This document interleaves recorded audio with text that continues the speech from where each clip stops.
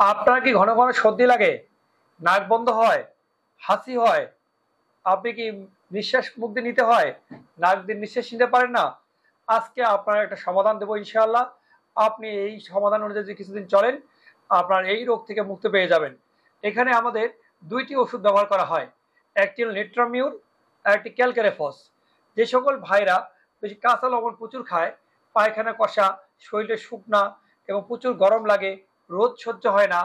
এবং একটু রোদে গেলে মাথা ব্যথা করে, হাসি হলে মাথা ব্যথা কিছু কমে, আর একটু সর্দি লাগলে হাসি হয়ে যায়, এই সকল ভাইরা যদি পায়খানা কষাও থাকে এবং রোদও সহ্য হয় না, মানে গরম বেশি লাগে, পায়খানা কষা, এই লক্ষণগুলো ডিপেন্ড করে মেজাজ খিটখিটে, প্রচণ্ড রাগী, সান্ত্বনায় তার রোগটা বৃদ্ধি পায় এবং লবণ প্রিয়,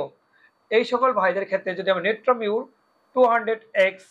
বা 30x শুরু করলেও চলবে, 30x একটি করে পড়ি সকালে, একটি করে রাতে, যদি কিছুদিন সেবন করে তার সর্দি কাশি চলে যাবে। এটা যদি দীর্ঘমেয়াদীভাবে 200x ব্যবহার করা হয় 1 মাস পরে, ইনশাল্লাহ এই সর্দি কাশির সমস্যা আর থাকবে না। আরেকটি হতে হলো ক্যালকেরফস। যে সকল ভাইরা হ্যাংলা পাতলা এবং দুর্বল, লম্বা হয়ে যায় এবং চিকন, এই সকল ভাইদের ক্ষেত্রে খুবই দুর্বল, শরীর উইক, একটু যদি বুক ধর্ম করে, অস্থির প্রকৃতি, ধৈর্য কম এবং খাওয়া দাওয়ার রুচি কম, অল্প খেলে পেট ভরে যায়, খুবই দুর্বল প্রকৃতি রোগী, পেটটা বড়, মাথাটা বড়, কিন্তু শরীর খুব দুর্বল, মানে অমনোযোগিতা, এই ক্লান্তি, এই সকল লক্ষণে, এবং সর্দি নাকে নাক বন্ধ হয়, ঘন ঘন সর্দি লাগে, নাকটা বন্ধ হয়ে যায় এবং নাকে পলিপস হয়, এই সকল ক্ষেত্রে আমরা যদি ক্যালকেরিফস 30x একটি করে বই 2 বেলা সেবন করি, ইনশাআল্লাহ এই সকল ক্ষেত্রে একটি করে বই 2 বেলা 1 মাস খাওয়ার পর যদি সমস্যার সমাধান না হয়, 1 মাস পর